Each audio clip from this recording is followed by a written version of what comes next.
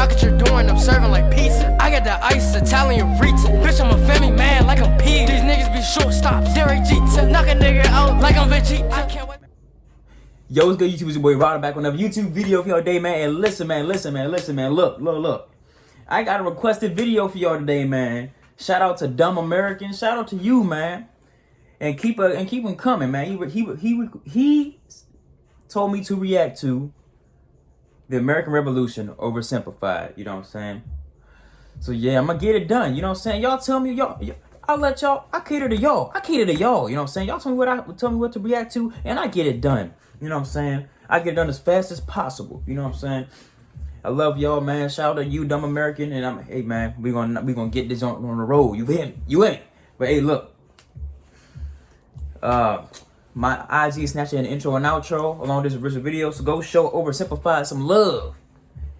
And of course, I need it more. You know what I'm saying? I need it more. You know what I'm saying? I need this channel to go up. I need to go up. You know what I'm saying? Share this with everybody you know. Share this with everybody you know. The roaches, the bug, the ants. You know what I'm saying? Your teacher, your nephew, your cousin, your sister, your brother, your mother, your father, your grandmother, your grandfather, your everybody, your niece, your auntie, your nephew, your uncles. Show this to everybody, man. Show my channel to everybody. Get everybody on board. Show your friends. Show people. Show strangers. Show hobos. Show everybody. You know what I'm saying? Hey, look. Let's hop into this video, man. But before we do, like, comment, subscribe, hit that bell post notifications, get notified when I post them, you know what I'm saying? And I should have said that first. I'm tripping. I'm smoking crack today. Hey, man. But yeah. Like, comment, subscribe. Let me know what I should react to next. Keep them coming. Dumb American, keep them coming, man. Keep them coming. And y'all too. That y'all that ain't request to tell me to react to something. Y'all let me know what y'all want to see. Y'all need to let me know what y'all want to see. I know y'all, but I know y'all mess with y'all boy. So yeah, man. So let's get into this video, shall we?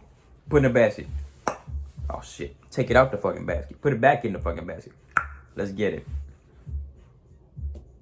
Holy smokes. Christopher Columbus, that is no way to address the King and Queen of Spain. What is wrong with you? Okay, so you know how we're looking for a new trade route to India, right? Right. And the Earth is round, right? Right. So I'm thinking we can just sail the other way around the planet, right? Yeah. So I set sail, right? Mm-hmm. And I reach India, right? Right. No.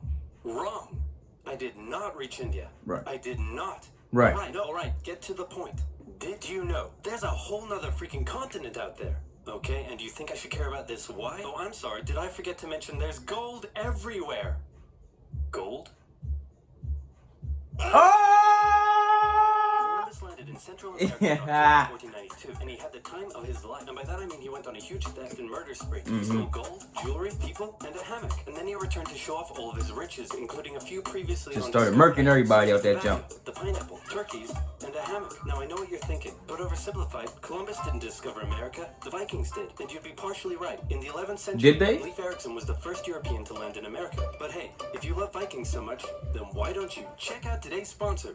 Vikings War of Clans is a mobile game that was inspired by the famous strategy and RPG games of the 90s like Age of Empires and Civilization. Do you like building cities, collecting resources, training armies, joining a clan, and going to war? What the fuck are you looking at? Friends, Vikings War of Clans is for you. The hell are you looking at? What makes its world so addictive is that more than 20 million online players are constantly changing the way the game evolves by never-ending fighting over resources, forging new alliances. I'm sorry. Stay. Keep watching video. I'm sorry. I apologize. Only from my links dang, in the man. description box below and get the special. Dude, this a joke. 200 gold. Dude, this a joke. Protective shield. Don't forget to look me up and join my Vikings clan under my nickname OverSimplified. Now where was I? Oh yeah, Columbus, time of his life, hammock. And suddenly the race was on to explore and conquer the New World. After a couple centuries of warring with the natives and each other, the European powers had claimed quite a lot of land, including this area, which both the English and the French claimed as theirs. One day the French said, I'm going to build some forts along here. And the English were like, could you not? And the French said, sorry, but no, I could not. And they went ahead and built their forts, which pissed off the English, so they sent an up-and-coming British lieutenant colonel by the name of George Washington with a combined force of British troops and native. I didn't know he was a British commander. Hey, yo. The French commander said, all right, we surrender. Okay, boys, pack it up. They're surrendered. Oh, sorry, was I not meant to split his head open with the tomahawk? Don't worry, it's not like this will start a 7-year-long major global conflict. And what happened next was a 7-year-long major global conflict, which Great Britain won. At the peace negotiations, Wow. Spain gave up Florida, while France gave What up the hell? its territories in North America. But Britain's victory came at a cost, a £60 million cost. They were now broke, in a lot of debt, and had to come up with some way to repay it. So they went to the colonies and said, okay, listen up. So a huge part of the war was spent protecting you from the French, and now we have no money because of it. So... I'm not sure what you're saying here. Okay, so we spent a lot of money protecting you from the French, right? Right. And now we're broke. Right. That certainly is a pickle. Listen, That's not our we problem. spent all of our money protecting you, and now we need money. Can you please pay us back some money? No. Did we ask you to protect us? Okay, we're just gonna go ahead and tax you. In Oh, 1764, Britain introduced the Sugar Act, forcing the colonists to import sugar and molasses exclusively from the British and to pay duties on them. Then a year later, They might have actually asked him. I don't know. I don't know. Let me know down in the and it worked comments. a little something like this. Teach me Hello, something. Hello, Mr. Bungleberry. Here's the deed for your new shack. Stamp. That'll be 3 pence, please. Wait, what was that? It's a new tax. I get a stamp on any paper or documentation I make, and you have to pay for it. Would you like to see this pamphlet that explains everything? Yes, please. Okay. Stamp. 2 pence, please. This is awful. You know what? Just give me a deck of cards so I can go gamble my pain away. Okay. No. Hey, yo. Don't do it. Stamp. Stamp. Obviously, the colonists were like, hey, my dudes, this new tax legislation right Hey, my here, dudes. this is BS. Until now, they had enjoyed relative freedom to rule themselves, and now suddenly Britain was asserting its control. They were especially unhappy because they didn't have any representatives in the parliament that was levying taxes on them. Piss so they off. protested. Orators gave fiery speeches. British goods were boycotted, and anyone loyal to the British found themselves increasingly harassed. The whole Tar thing and actually feather. began to take quite a toll on British business, and after just a couple years, the British were forced to repeal the Stamp Act. This We still motherfucker. desperately need money. What should we do? We could try taxing the colonies. Great idea. Wait, didn't we literally just try that and it failed miserably? Man, look at me. I look fabulous. Have you ever seen such a handsome boy? He looks incredibly No way. You're flamboyant. the handsomest, smartest, Like most popular king that ever lived, magnificently and everybody flamboyant. likes you. You're Flamboyant. doing such a good job, Your Majesty. Oh, you're still here. Get the hell out. Expeditiously. So in 1766, the British made a declaration saying, we can do what we want because we're in charge and you can all go suck it. Then they levied a whole bunch of new taxes on the Americans via import duties. Glass? There's a tax for that. Lead? There's a tax for that. Paper? Tea? Oil? There's a tax. Hey, yo. And once again, Cuss the it. Americans boycotted British goods, British business felt the pinch, and the British had to back down. Alright, this is ridiculous. They're my colonies, and I have to be able to assert my control. Repeal all the new taxes except for the one on tea. Also send 1,000 troops to Boston to take control. Oh, and make the colonists pay for them. And as British Make 'em troops pay for them? arrived, the tension amongst God them damn. was palpable. You could cut it with a knife, and it was all about to come to a head. On March 5th, a band of local patriots began heckling a British guard at the customs house. More and more Americans joined in the heckling. Boston Massacre. More British troops turned up in support of their comrade. Snowballs were thrown at the British. The snowballs turned to rocks, the rocks to oyster shells. The soldiers Oyster out of nowhere shells. panicked. One thing leads to another, and you can see where this is going. 5 civilians were killed. The Patriot press throughout the colonies declared the Boston Massacre an unwarranted crime committed against the people of Boston by the cruel British, and the anger continued to grow. A British revenue schooner that ran aground in Rhode Island was burned by the locals. When it came to light that the governor of Massachusetts supported the suppression of the colonists, his house was burned by the locals. And next, the colonists would set their sights on the remaining tax on tea. On December 16th, 1773, a band of patriots known as the Sons of Liberty disguised themselves as Native Americans, marched down to Boston Harbor, boarded a British merchant ship loaded with tea, and in front of thousands of spectators, threw nearly 10,000 pounds worth of tea. Why the hell they disguise themselves as Native Americans? British were disgusted, and they punished Massachusetts with a vengeance. They dissolved its General Assembly, revoked their charter, and sent 3,000 more troops to occupy the city, meaning Boston and Massachusetts were now essentially under the direct rule of Great Britain. And oh boy, were the people pissed. The other colonies saw what was happening and worried they might be next. So they called a brain trust to decide what to do. 56 Combined delegates from together. 12 colonies gathered and met in Philadelphia at the First Continental Congress. And the roll call read like a who's who of America's finest thinkers. I'm talking lawyers extraordinaire Johnny A and Johnny J, experienced military commander George Washington, businessman and future alcoholic beverage Samuel Adams, fiery orator Patty H, guy who married a rich lady Big J Dickinson. And while they weren't present at the first Congress, soon names like James Madison, Benjamin Franklin, Thomas Jefferson, and much later Alexander Hamilton would all serve time in the Continental Congress. The question now, though, was what to do about the British. After much bitter debate and disagreement, they eventually agreed on an amazing solution. They would simply ask the British to stop. Can you stop? Yeah, okay. No. It didn't work. Okay, Obviously. tell the local militias to start arming and be ready at a minute's notice. And across the colonies, these Minutemen stood ready for the beginning of the American Revolutionary War. Now, having your colonies in open rebellion is one thing. Once they start arming themselves, that's when it really hits the fan. So British General Thomas Gage ordered 700 troops from Boston out into the rebel-controlled Massachusetts countryside to destroy stores of arms and ammunition held by the rebels in Concord. The British set out in the middle of the night. Patriots, including Paul Revere, rode ahead to warn that the British were coming, giving the rebels time to prepare. The two sides met in Lexington as the sun began to rise. They faced off against each other, and in the confusion, somebody shot first. The shot heard around the world marked the beginning of the American War of Independence. The rebels were outnumbered and had They still don't know who shot first. as the British split up to search for rebel supplies. However, more and more Patriot rebels kept showing up, and this time it was the British who were outnumbered as more fighting kicked off in Concord. The most professional army in the world was forced to flee back to Boston at the hands of local, poorly trained militiamen, and all along the British went back to Boston. Patriot rebels continued to gather and open fire on the retreating British. When the British reached Boston, the rebel militia surrounded them. Boston and the British were now under siege as small land naval skirmishes continued around the city. And the British would suffer another embarrassment. How the fuck they get ships? They started having naval battles, yo. Donald concocted a plan to take the Now that's British tough. Fort Ticonderoga, which held a large amount of guns and ammunition. He set off towards the fort alone, hoping to recruit men along the way, when he came across the Green Mountain Boys, led by Ethan Allen, who, as it turned out, had the exact same plan he did. So they decided to work together. But I'm in charge. No, I'm in charge. No, I'm in charge. No, I'm in charge. No, I'm in charge. No, I'm in charge. No, I'm in charge. This went on for some time, until the Green Mountain Boys threatened to go home, and Arnold had to concede. The group raided the fort at night while the Redcoats were asleep, and they caught them completely by surprise, taking the fort and all of its munitions with almost no resistance. Wow, great job, Ethan. Very impressive. By the way, what happened to that other guy we sent to take the fort? Who? Benedict Arnold. Never heard of him. Holy fuck. Oh, wow. Damn. These damn ads. What the fuck? Nobody knew what was going on. The colonies were in open rebellion, and for now they even seemed to be winning. So King George fired General Gage, replaced him with General William Howe. They deserved it too. Ordered their rebellion to be put down immediately. Okay, the British are definitely going to retaliate for all of this, so we should probably put together a proper army. First, we need to pick a commander-in-chief, and I think we can all agree that that job should go to the man, the myth, the legend, George Washington. My friends, I am humbled and honored that you would consider... Oh, shut the hell up. You wanted this job. I did not expect for this. All right, you've been showing up in a military uniform every day for the last 10 months. We all know you wanted this, so cut the crap, George. Dude.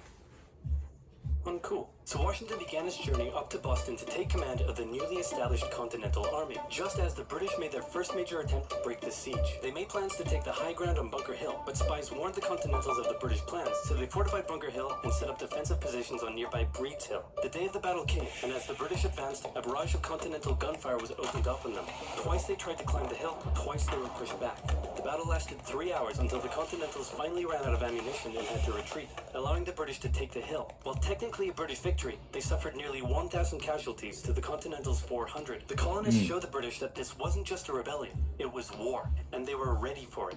But one thing they weren't sure about was why they were fighting. While some radicals were starting to throw around the I word, most hoped to eventually repair their relationship with Great Britain. So they sent a letter to King George saying, "Hey man, looks like things aren't going your way. Remove the taxes and let's be friends? I'm gonna kick your ass." Send that to the colonies. Your Majesty, your handwriting is terrible. Are you sure? Just do it. What does it say? He's gonna lick my... Lick? Gross. Ugh. Here, small engagements continued to occur around the colonies. The British burned down Nigga, the that's towns of gay. Falmouth, Massachusetts, and Norfolk. Not there's anything wrong with that. For earlier anti-British Just not me, These you know what I'm actions saying? played right into the hands of patriot propaganda. Overseas, the British were seen as brutes, and the French and Spanish would soon begin sending supplies to the rebel cause. During this time, there was also minor fighting going on between patriot and loyalist militias in the southern colonies. Benedict Arnold was still on a mission to win some personal glory for himself, so he headed up an attempt to invade Canada in a two-pronged attack. The Continentals managed to capture some British forts and the city of Montreal, but a harsh snowstorm with some smallpox on the side saw them defeated and pushed back at Quebec City, and they were forced to retreat all the way to Fort Ticonderoga.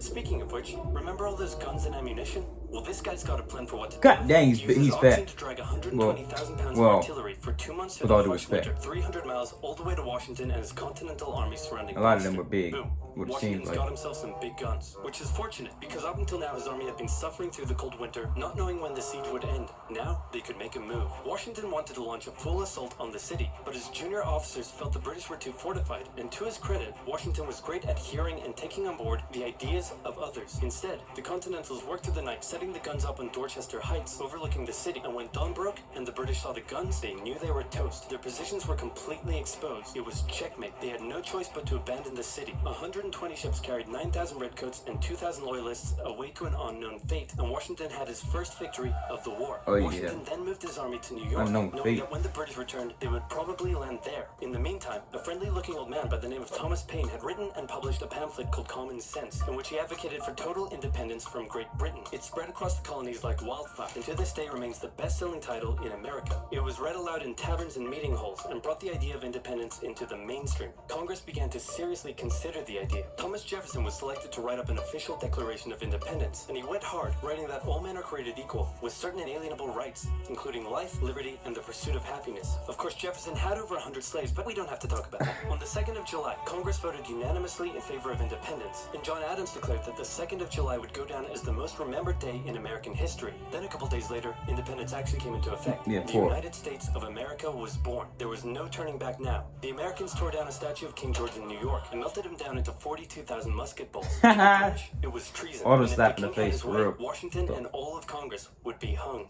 Speaking of the British, guess who's back? The king sent an intimidating force of 130 warships and 25,000 men to New York. Washington knew that taking on the most powerful military in the 25,000, world shit. wouldn't be easy. The British set up camp on Staten Island as the Americans dug into defensive positions around Brooklyn Heights, waiting for an attack to come. But the British just waited, wearing down their opponent's nerve while building their own strength. At one point, they launched a big scary artillery barrage and then said, you know, if I was you right now, I'd probably sue for peace. But Washington told them to shove it. The Americans kept holding out for what was coming, and when they finally hit, they hit hard. 15,000 British troops approached the American position, and the two sides fired on each other in massive rows. But what the Americans didn't realize was they were only fighting a decoy. The main British force was going around to flank the Americans from behind, and when they arrived, they inflicted heavy casualties. The Americans panicked and retreated back to Brooklyn Heights, where they then found themselves trapped between the British army and the river. It looked as though the war was already lost, but luckily, instead of attacking, the British decided to dig in for a siege, and then a thick fog set in, allowing Washington's army to escape across the river unimpeded. The British continued to chase and engage the Americans out Manhattan, and the Americans suffered defeat after defeat after defeat. It was a disaster. Washington's leadership was called into question, as thousands of American POWs were left to rot as traitors. Washington's army fled through New Jersey, all the way down to Pennsylvania. Rarely had an army been so badly beaten, yet survived to fight another day. Hey, man. That's part 1. Stay tuned for part 2. Part 2. Hey, look. Oh, yeah, man. I'm gonna get part 2 out as soon as possible. You know what I'm saying? Y'all know me, dumb American. I got you. The rest of y'all, I got y'all too with suggestions, man. Man, tell me what y'all want me to react to. I cater to y'all, like I said in